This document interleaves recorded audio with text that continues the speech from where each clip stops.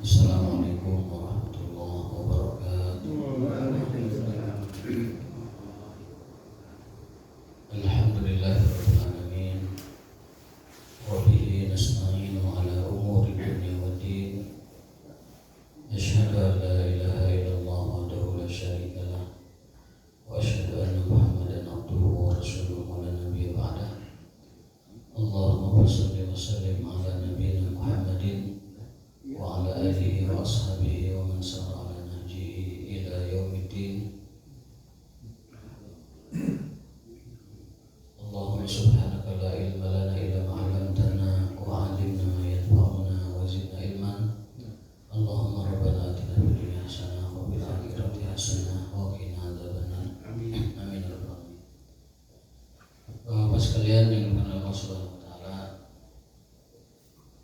alhamdulillah di subuh hari ini yang merupakan subuh terbaik di dalam hadis Rasulullah. Beliau bersabda bahwa sebaik-baik salat adalah salat berjamaah, dan sebaik-baik salat berjamaah adalah salat subuh, dan sebaik-baik salat subuh berjamaah adalah salat subuh di hari Jumat. Di dalam hadis lain Rasul bersabda, "Ma min yawmin tala'at fihi syamsu wa gharabat fihi khairun min yaumil Jumat." Tidak ada hari yang di sana terbit matahari dan terbenam matahari yang lebih baik daripada hari Jumat. Maka ini hari Jumat adalah hari terbaik di mana matahari terbit dan hari terbaik di mana matahari tenggelam. Tema kita hari ini yaitu kitab Riyadhus Shalihin, dan judul yang akan kita bahas sekarang adalah bab taubah, pintu taubat. Bab tentang taubat, sesuai bab tentang taubat. Karena di surga nanti ada pintu yang dinamakan pintu taubat. Dan sebagaimana kita tahu bahwa pintu surga itu ada 8. Dalam hadis Bukhari Muslim disebutkan bahwa abwabul jannah samaniyatun, pintu surga ada 8. Di antaranya adalah pintu taubat. Bagi siapa? Bagi orang yang senantiasa bertaubat kepada Allah Subhanahu wa taala. Dan setiap manusia nanti akan memasuki surga berdasarkan kualifikasi dan keistimewaan yang dia miliki. Kalau ahli taubat maka dia akan masuk ke dalam surga dari pintu taubat. Adapun pintu-pintu yang lain, yaitu yang pertama pintu salat, yang kedua pintu zakat, yang ketiga pintu puasa, yang keempat pintu jihad, yang kelima pintu zikir, yang keenam pintu taubat, yang ketujuh pintu tawakal, yang kedelapan pintu sabar. Itu adalah 8 pintu surga. Nah, tema kita hari ini adalah tentang taubat. Qala ulama at-taubatu wajibatun min kulli dzanbin. Taubat itu hukumnya wajib.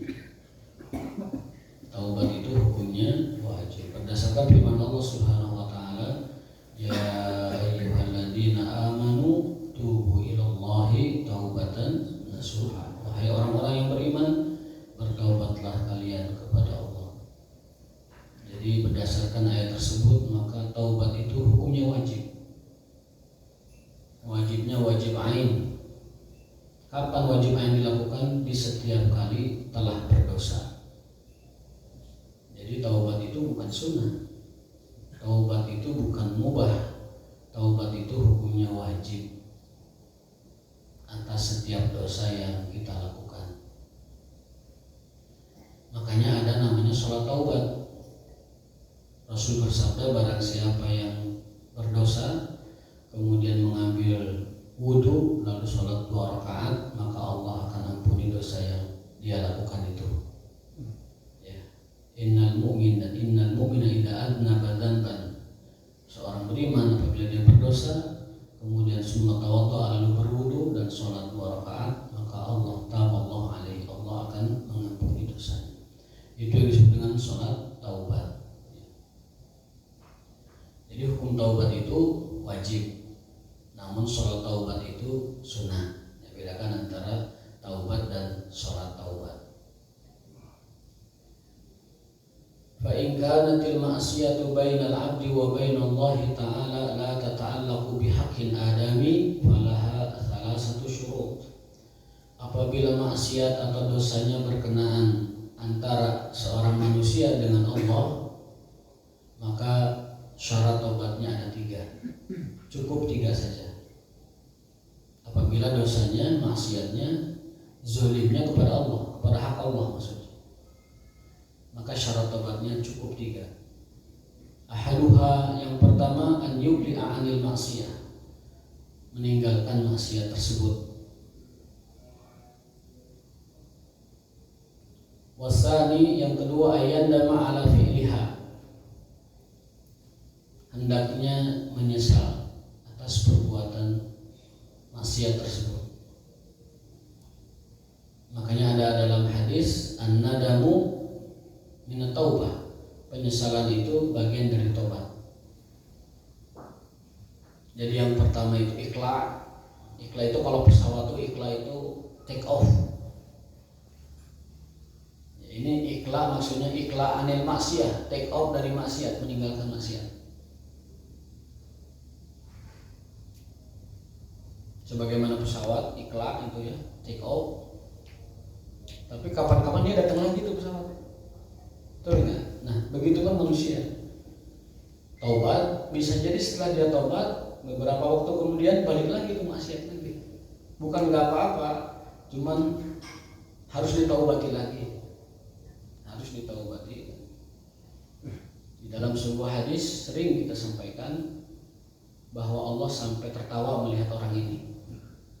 Ya, ada orang berdosa, kemudian dia bertaubat dan berjanji tidak akan mengulangi lagi, menyesal dan minta ampun.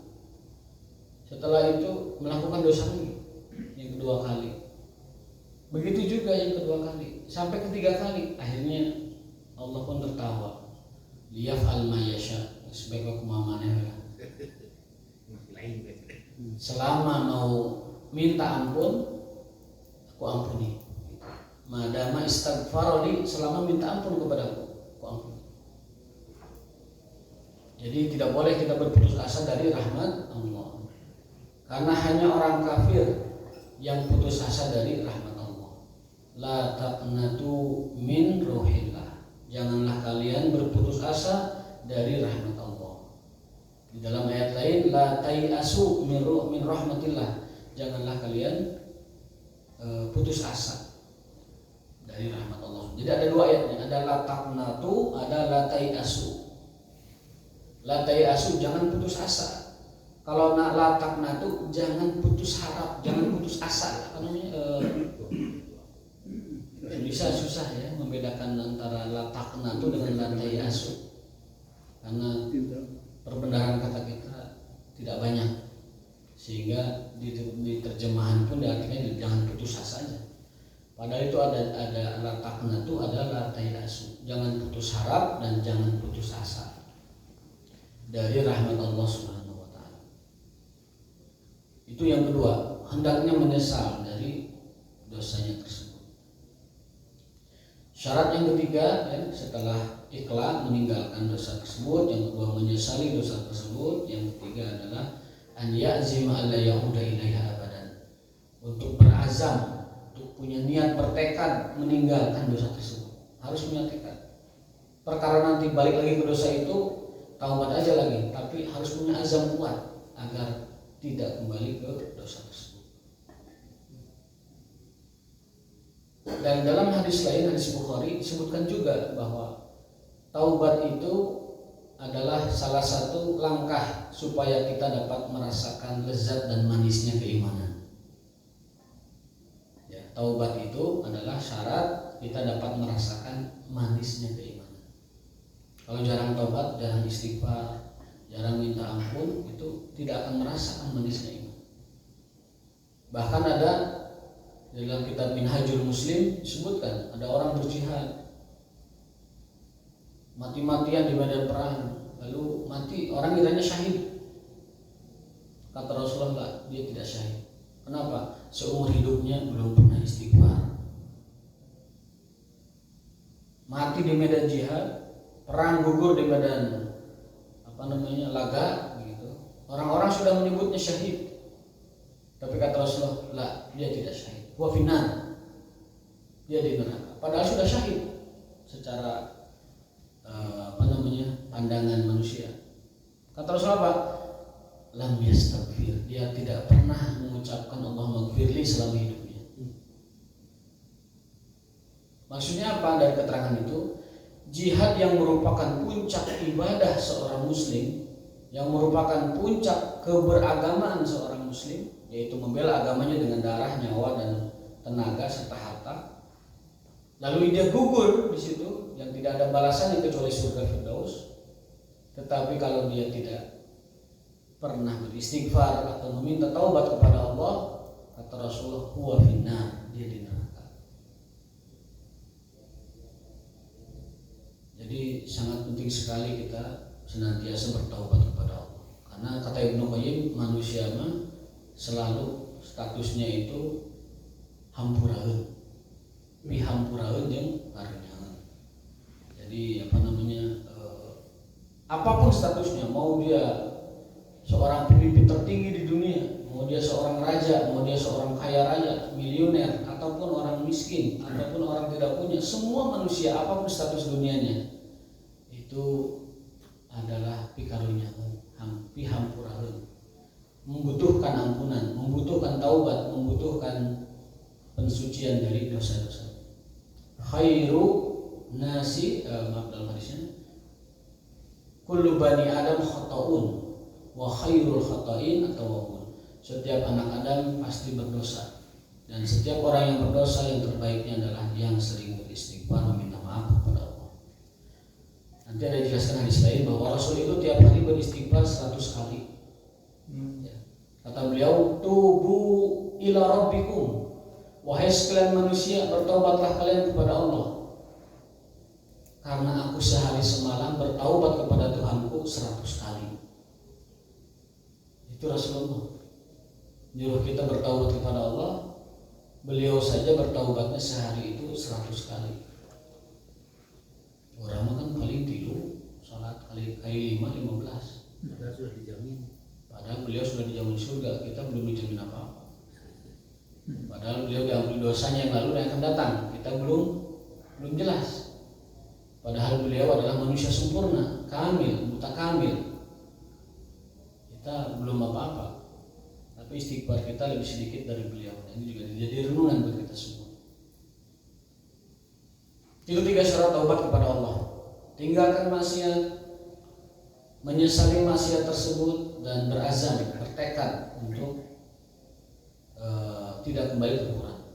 Dan taubat adalah syarat seseorang memperoleh manisnya iman. Dalam hadis Rasul bersabda, salasun man kunna fihi wajada halawatal iman. 3 hal yang dapat menyebabkan orang dapat merasakan manis lezatnya keimanan. Kalau kita sudah melakukan ini, iman itu manis lezat. Yang pertama adalah an yakunallahu wa rasuluhu ahabba ilaihi mimma syu'uma. Menjadikan Allah dan Rasulnya pada prioritas pertama dalam segala apapun. Menjadikan Allah dan Rasul sebagai prioritas segala apapun. Goyah. Kalau dia pejabat, maka prioritas dia menentukan kebijakan itu di situ ada keridhaan Allah tidak. Baru dia tekan itu kebijakan. Jika dia seorang pengusaha, ini yang saya lakukan ini ada keridhaan Allah nggak di situ? Ada Allah dan Rasulnya nggak di situ? Baru dia lakukan. Jadi menjadikan Allah dan Rasulnya adalah nomor 1 dalam segala hal. Kalau sudah begitu, iman itu akan terasa manis. Kenapa kita sekarang belum bisa merasakan manisnya iman? Karena Allah dan Rasulnya belum nomor 1. Pabaliutnya jeung yang lain-lain. Coba Rasul dengarkan, simak baik-baik Rasul. Barang siapa yang hammuhu, pikirannya, fokusnya, perhatiannya adalah Allah, maka Allah akan tanamkan kekayaan pada hatinya, dan Allah jadikan dunia terhina menghampirinya.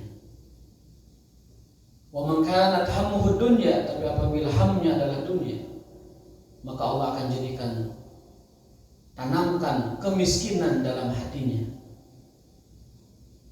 dan Allah jadikan ia merangkak mencari dunia. Itu hadis Rasulullah SAW. Makanya lagu Agim itu ngutip dari hadis ini, cuman di arrangement dengan nada beliau. Barang siapa yang tujuannya akhirat, dunia akan dapat. Tapi kalau tujuannya dunia, akhirat tidak akan dapat.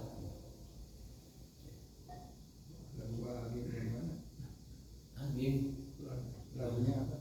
Akhirat tujuannya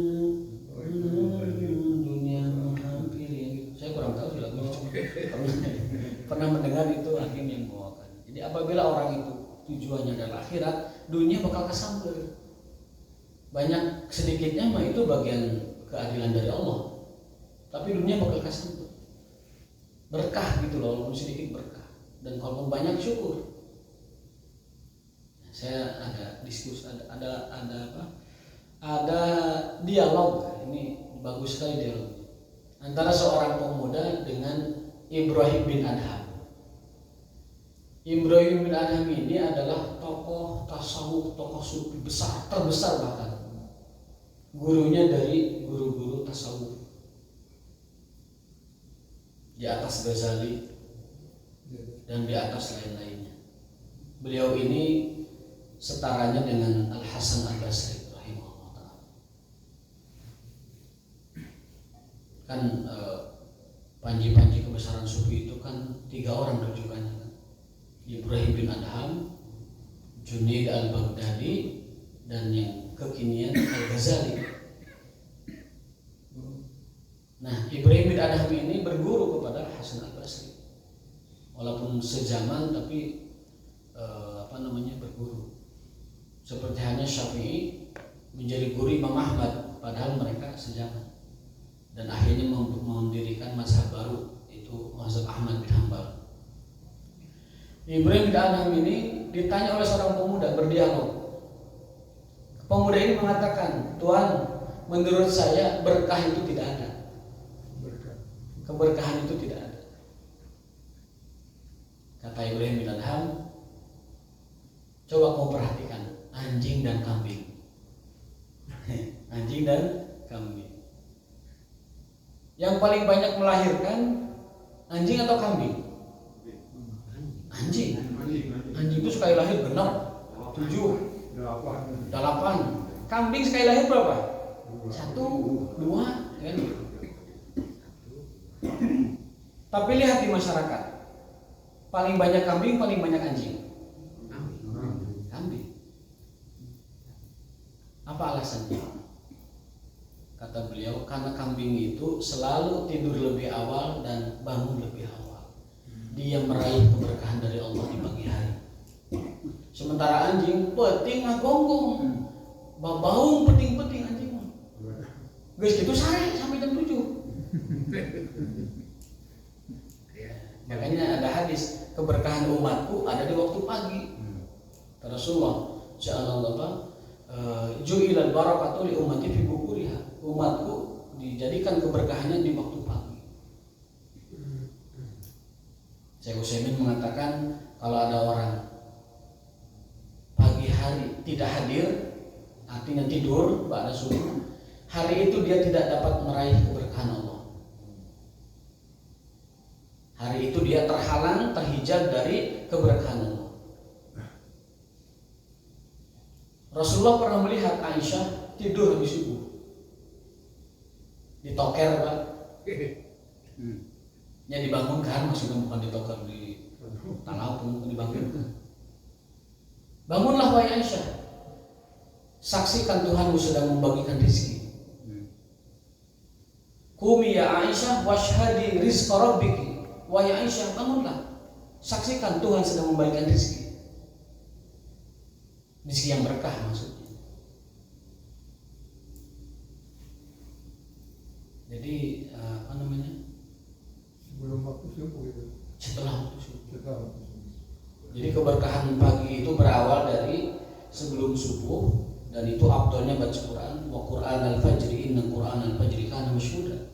Bacaan Quran sebelum subuh itu penuh dengan berkah dan dipersaksikan oleh Allah Subhanahu wa taala. Makanya paling afdal bacaan Quran itu sebelum subuh. Sebelum subuh. Baca Quran sebelum subuh.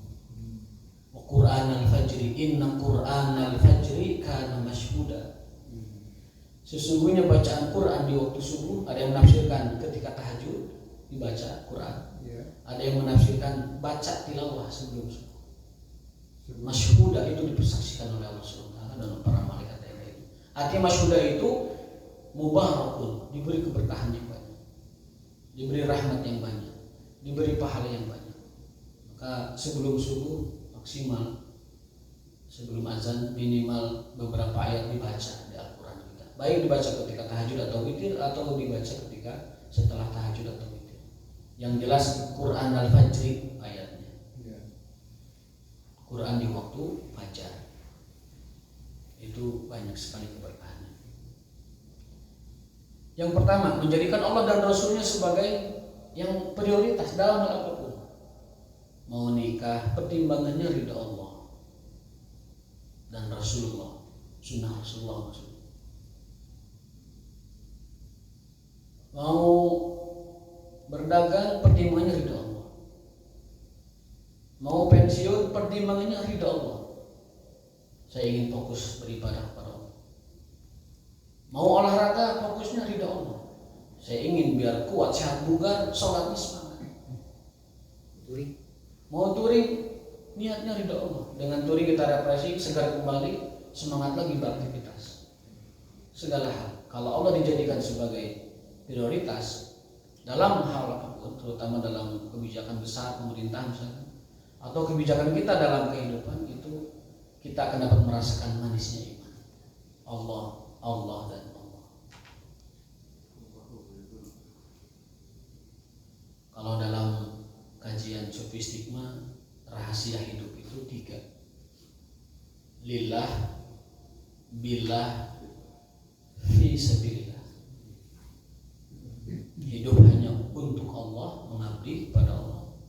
Yang kedua, hidup dengan cara Allah, dengan aturannya. Yang ketiga, hidup untuk berjuang di jalan Allah. Lillah, billah, fi sabilillah. Hidup kita untuk Allah, pengabdian dan penghambaan, mengabdi dan menghamba, melayani. Yang kedua adalah hidup dengan cara Allah, yaitu lewat sunnah-sunnahnya Rasulullah. Dan yang ketiga adalah hidup untuk berjuang, menegakkan, nanjirkan agama Allah. Sampai mereka mengatakan itu inti tauhid sebenarnya. Itu inti tauhid. Hidup untuk Allah, hidup dengan cara Allah, hidup memperjuangkan agama Allah. Kalaupun kita harus berjibaku dengan hajat-hajat dunia, tapi tujuan bawahnya ke sana. Kalaupun kita harus berjibaku dengan birokrasi, tapi tujuannya ke sana. Gimana? Untuk lillah, gimana untuk fisabilillah, dan gimana untuk billah tadi. Lillah, billah, dan fisabilillah. Yang kedua, agar kita dapat merasakan manisnya keimanan adalah an yakunallahu wa rasulahu ahabba ilaihi mimma siwahu. Menjadikan Allah dan Rasulnya yang paling dicintai dari segala sesuatu, apapun. Sekarang kecintaan kita kan belum pol pada Allah, belum pol. Dan orang beriman itu cirinya adalah asyadu hubban lillah. Kalau cintanya sudah berat kepada Allah, nah itulah mukminun haqqa iman, yang hakiki kepada Allah Subhanahu wa taala. Dan kita kan belum. Dan kita bisa mengukur masing-masing. Nah, yang ketiga tadi itu, dia benci kepada kemaksiatan seperti hanya dia tidak mau dimasukkan ke dalam neraka. Dia benci dengan maksiat sebagaimana dia benci kalau dicemplungkan ke dalam neraka. Itu 3 orang yang akan merasakan manisnya iman. Nah, dalam cakupan mencintai Allah dan Rasulnya, dia pun mencintai seseorang karena Allah dan Rasulnya. Jadi mencintai seseorang motivasinya adalah Allah, menyayangi seseorang motivasinya Allah, membenci pun motivasinya Allah. Saya benci dia karena maksiatnya, bukan orangnya. Saya benci dia karena akhlaknya, bukan orangnya. Tidak ada ajaran manapun dalam Islam untuk membenci orangnya, nggak ada. Yang kita benci adalah kekufurannya, kemusyrikannya, kemaksiatannya. Itu 3 hal yang menjamin kita dapat merasakan manisnya iman. Jadikan Allah dan Rasulnya adalah prioritas. Kemudian mencinta dan benci karena Allah. Yang ketiga adalah benci kepada maksiat seperti kita benci kepada neraka. Nah, baru kita dapat merasakan manisnya iman. Kembali ke tema tadi, bahwa itu taubat kepada Allah subhanahu. Jadi dosa kepada Allah mah bisa dikatakan gampang urusannya gitu. Taubat beres urusan, balik lagi taubat lagi, balik lagi taubat lagi. Sampai Allah mengatakan, aku senang, aku heran dengan seseorang balik balik dosa, tapi dia yakin bahwa hanya aku yang bisa memberi ampun. Makanya pekmen keuangannya kan. Yang penting ada keyakinan dalam hatinya bahwa hanya aku yang bisa memberi dosa. Nah berarti kan nilai tauhidnya itu yang bisa menghapus dosanya itu. Tauhid dia bahwa hanya Allah yang mengampuni dosa. Wala yaghfiru dzunuba illa anta. Selalu dalam doa-doa istighfar di ujungnya begitu. Fa innahu la yaghfiru dzunuba illa anta. Wala yaghfiru dzunuba illa anta. Syairul istighfar juga doa itu intinya. Ujungnya itu. Artinya apa? Ada tauhid dalam dirinya, keyakinan kepada Allah bahwa Allah Maha Pengampun, Maha Penyayang, dan hanya Allah yang mampu dan berkuasa memberi ampunan. Tidak ada siapapun yang berkuasa memberi ampunan, hanya Allah. Hanya Allah Subhanahu wa Ta'ala. Itu nilai besarnya itu di tauhidnya sebenarnya. Sampai Allah mengatakan terserah kamu gitu. Itu artinya apa? Karena orang beriman kan sudah dijamin surga selama dia tidak musyrik. Hadisnya masyhur sekali, hadis Mu'adz bin Jabal ketika dibonceng Nabi naik baglah. Ya, kata Mu'adz kuntu ridfan Nabi SAW, aku pernah dibonceng Nabi di atas seekor baglah keledai. Lalu Rasul bertanya, ya gulam, yang mahakullah ala ibad, tahu nggak kamu apa hak Allah? Lalu apa hak manusia sebagai makhluknya, hambanya? Mu'adz waktu itu masih remaja dan ada para sahabat selalu Allah wa rasuluhu a'lam. Mungguh Allah dan Rasul terang, terang. Kata Rasulullah, hak Allah itu satu, jangan dimusyrikkan. Lalu apa hak manusia? Dimasukkan ke dalam surga. Itu transaksi kita dengan Allah. Jangan berbuat musyrik, wajib surga. Berarti mafhum mukhalafah kebalikannya. Kalau musyrik wajib neraka. Innahu man yusyrik bihi faqad haramallahu 'alaihi al-jannah wa ma'wahu an-nar. Sesungguhnya orang yang berbuat musyrik kepada Allah, Allah haramkan surga atasnya baginya dan tempatnya pasti di neraka. Itu ayat itu tidak perlu ditafsir. Innahu man yusyrik billah faqad haramallahu al-jannah wa ma'wahu an-nar. Sesungguhnya orang yang berbuat musyrik, Allah haramkan surga dan Allah wajibkan neraka untuknya. Jadi transaksi kita dengan Allah sederhana. Kita sudah iman dari alam rahim. Saat Allah bertanya, alastu bi rabbikum? Qalu bala syahidna.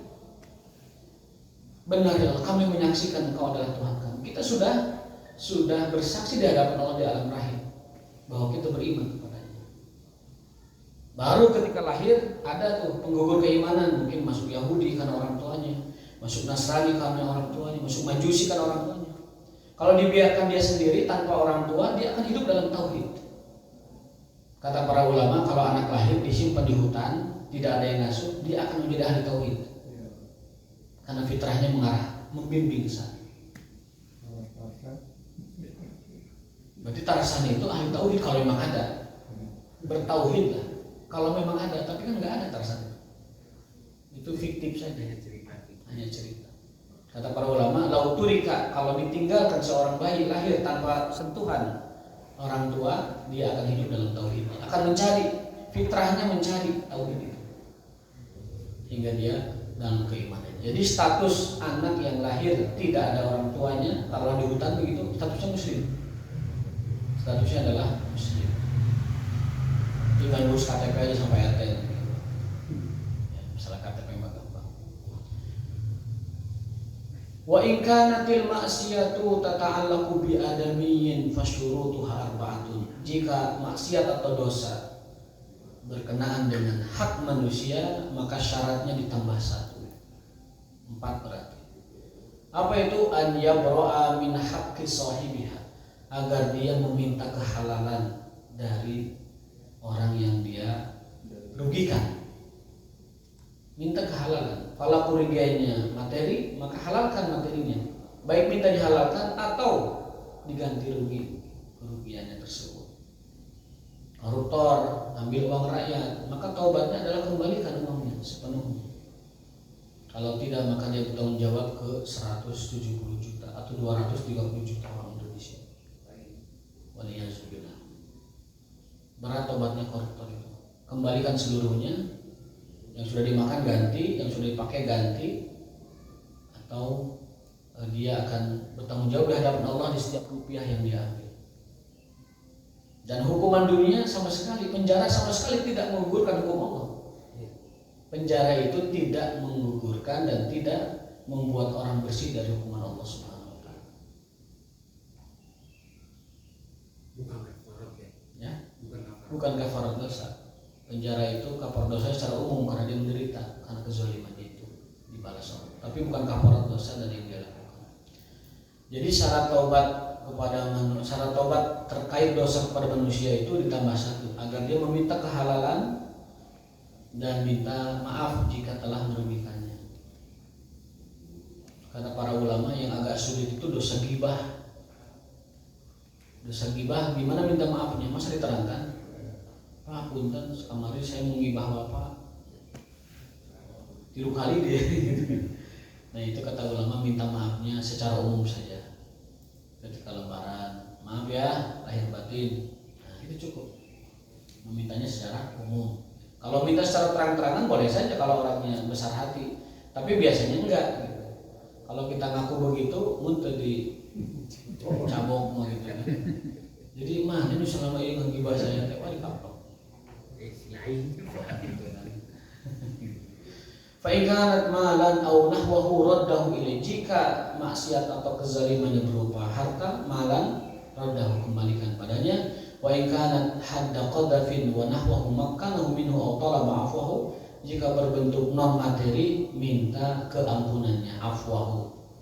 Wa in kanat ghibatan istahalahu, jika ghibah maka minta dihalalkan ghibahnya. Namun ada keterangan di situ tadi.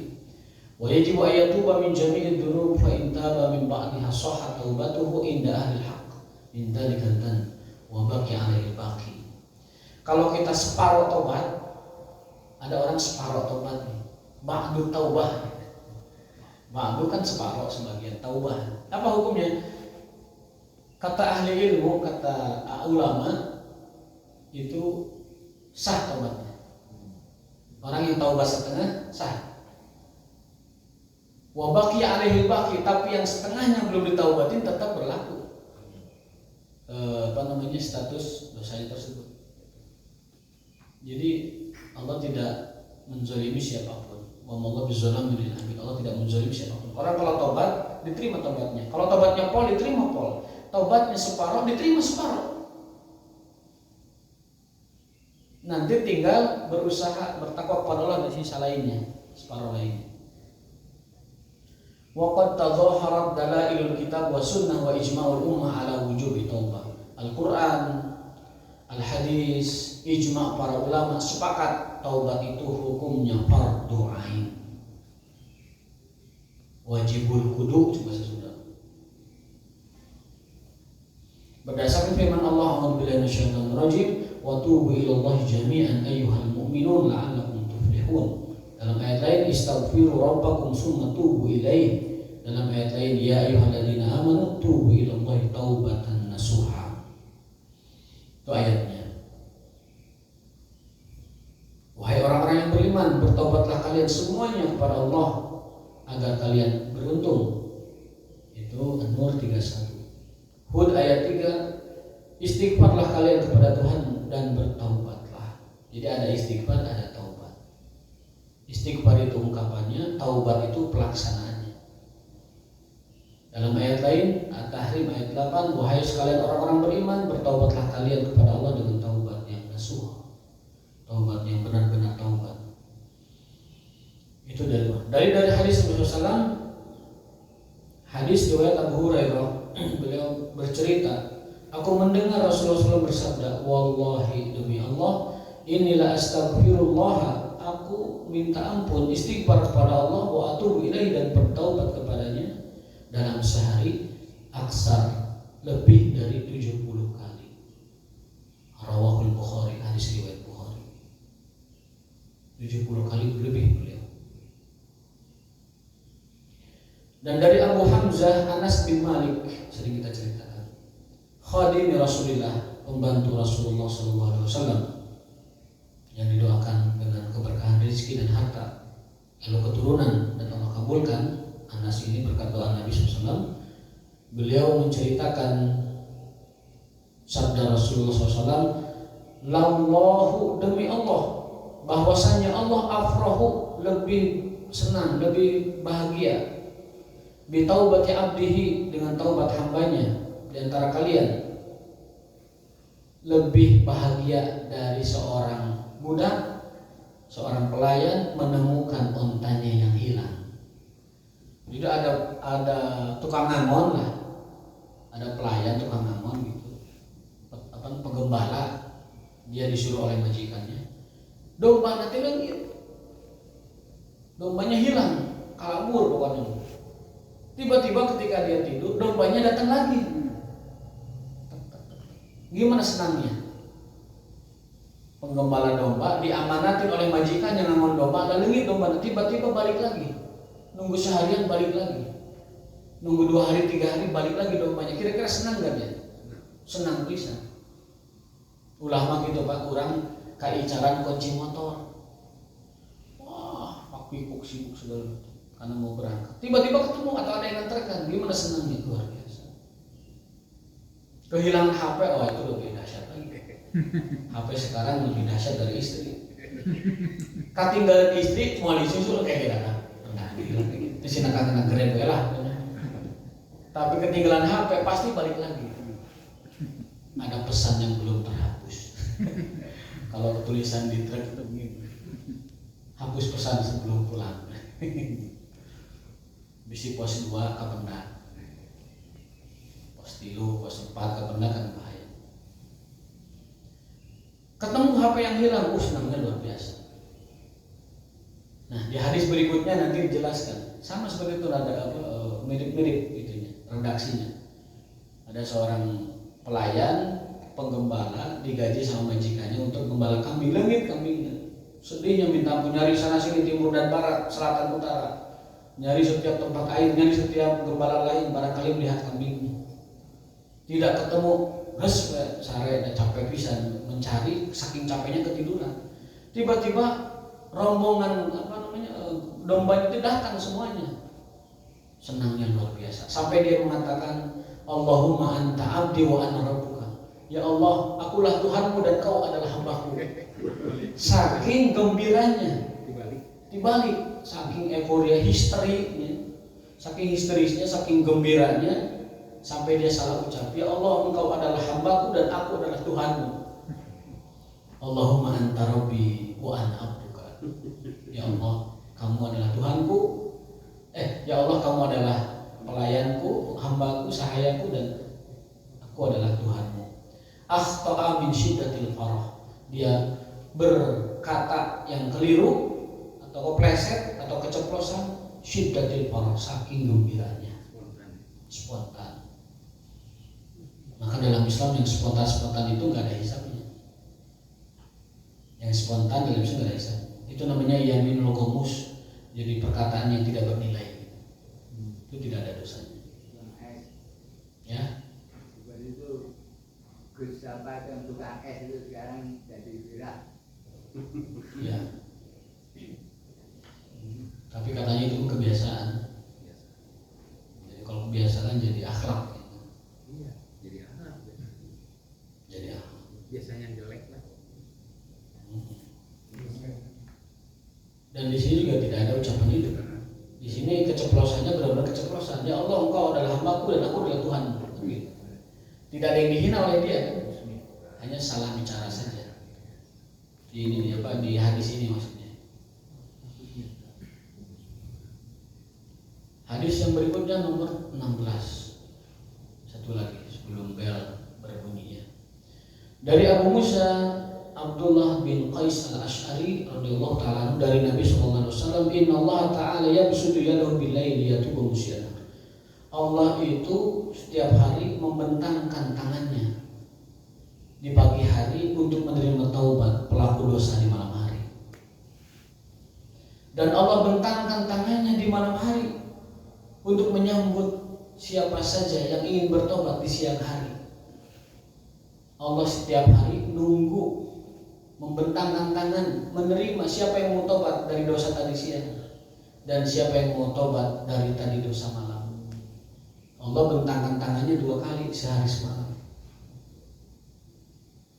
Ya bisutu yadahu bil lail, Allah bentangkan di waktu malam untuk memaafkan pelaku dosa di siang hari.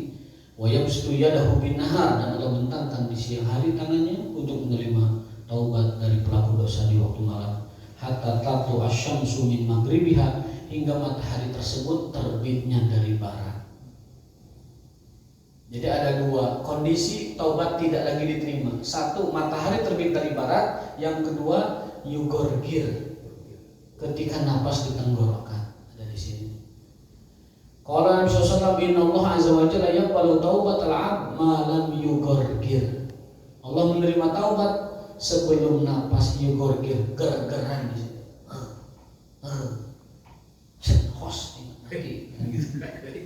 Jadi sebelum napas gemuruh di tenggorokan masih diterima taubatnya. Dari 2 dalil ini apa yang disimpulkan? Para ulama menyimpulkan kenapa taubat itu tidak diterima ketika matahari terbit dari barat dan napas di tenggorokan. Satu kaidahnya, bahwa perkara yang gaib ketika nampak menjadi nyata, maka iman kepadanya tidak berlaku lagi. Ketika orang mau taubat setelah melihat kematian, tidak diterima karena yang gaib sudah nampak. Ketika matahari terbit dari barat, dia lihat lalu beriman, lau yauma la yanfa'u shadiqun sidquhum, lau ma la yanfa'u iman, hari di mana iman tidak berguna, hari di mana kejujuran iman tidak berguna. Kapan itu? Ketika matahari terbit dari barat. Apa alasannya? Karena yang gaib sudah nampak. Setiap orang nanti meninggal akan melihat malaikat maut. Ketika orang melihat malaikat maut, tidak berlaku itu taubat, tidak berlaku itu iman, tidak berlaku itu amal. Makanya mumpung yang gaib belum nampak, imani semua yang gaib, termasuk kematian, termasuk kabar matahari terbit dari barat, termasuk ada alam kubur, termasuk ada alam hisab, perhitungan. Imani itu. Sebelum itu nampak, baru kita iman, tidak berlaku. Fir'aun hatinya beriman, tapi lidahnya tidak beriman, tidak diterima. Apa ayatnya? Wajahadu biha wastaiqanatha anfusuhum zulma wa 'uluwa. Si Fir'aun istauqanat, mengimani, meyakini. Wajahadu biha, tapi dia kufur lisannya, tidak mengakui kerasulan Musa dan keimanan pada Musa.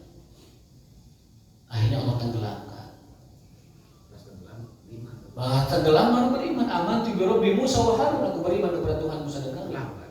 Dalam ayat lain, amantu bima amanat bihi Bani Israil, aku beriman kepada Tuhan Bani Israil. Tapi napasnya sudah bergerak. Malaikat maut sudah terlihat. Nah, itu yang berat. Maka agar kematian kita ditemani malaikat baik, malaikat yang menuntun talqin kita, malaikat yang menuntun kematian kita, kuncinya adalah istiqomah. Allah berfirman, sesungguhnya orang-orang yang mengatakan beriman, innal ladzina qalu amanna tsumma istaqamu, lalu beristiqomah, Apa balasan Allah? Tatanazzalu alaihimul malaikatu alla takhafu wa la tahzanu. Malaikat nanti akan menemani saat kematiannya dan mengatakan alla takhafu, enggak usah takut. Tenanglah kamu di hadapan, semuanya baik-baik saja. Wa la tahzanu, dan jangan bersedih pada yang ditinggalkan. Itu kan tafsir ayatnya begitu. Orang yang istiqomah nanti sebelum mati malaikat datang menenangkan kita, menemani kita. Kan paling enak kematian dikawal malaikat. Kematian dibimbing malaikat paling enak. Bagi siapa? Bagi yang istiqomah. Dan istiqomah itu harus diupayakan. Upaya pertama, sering-sering tolong berilmu seperti ini, Pak, hadir majelis ilmu, istiqomah itu naik. Yang kedua, berkawan dengan orang-orang soleh, dijaga lingkaran kita. Karena orang itu ditentukan oleh 5 orang terdekat di lingkarannya. Dan yang ketiga, mujahadah, Allahumma paksakan. Nukatilu eta nu rahese, Allahumma maksakeun ka masjid, maksakeun ka majelis ilmu, maksakeun istiqomah, maksakeun salat, maksakeun berjamaah. Lamun tidak maksakeun tidak akan bisa istiqomah. Paksa lalu biasa, setelah biasa menjadi suka, setelah suka menjadi cinta. Kalau sudah cinta, gunung pun didaki, lautan pun diseberangi. Adhanallahu iyyakum ajmain. Barakallahu fikum, subhanallahi wa bihamdika, asyhadu an la ilaha illa anta, astaghfiruka wa atubu ilaik. Wassalamualaikum warahmatullahi wabarakatuh.